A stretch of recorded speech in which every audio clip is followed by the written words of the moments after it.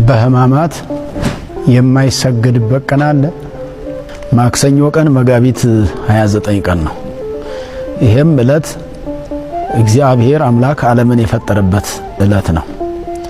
እንደዚሁም ደግሞ የተፈጠረው ዓለም ሲበድል ይሄ ካለመኖር ወደ መኖር መጥቶ የተፈጠረው ዓለም ካለመታየት ወደ መታየት መጥቶ የተፈጠረው ዓለም ሲበድል አዳም ሲበድል በአዳም በደል ምክንያት እግዚአብሔር ወልድ ከመቤታችን ከስጋዋ ስጋን ከነፍሷ ነፍስን ነስቶ የተጸነሰበት ዕለት መጋቢት 29 ቀን ነው። ትልቅ በዓል ነው።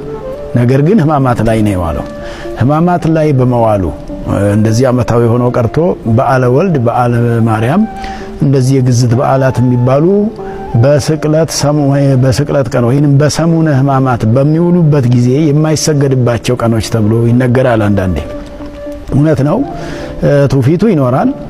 የግዝት በዓላት ሌላ ጊዜ አይሰገድባቸውም፣ ስግደት አይፈጸምባቸውም። ስግደት የማይፈጸምበት ምክንያት ደግሞ በሌላ ጊዜ ቅዳሴ ስላለ ነው። በህማማት የሚከናወነው ህማማትና ህማማት ብቻ ነው። ስለ ክርስቶስ መከራ ነው የምናስበውና መከራ መስቀሉን ለኛ ብሎ የተቀበለው መከራ የምናስብበት እንጂ የግዝት በዓል የምናስብበትም የግዝት በዓልም ጊዜው ገና አልደረሰም። ምክንያቱም የግዝት በዓል የተባለው በኋላ ነው። አሁን እሱ በተሰቀለበት ጊዜ በዓላቱ አልተከናወኑም፣ ስርዓቱ አልተሰራም። ሰለስቱ ምዕትም በዚህ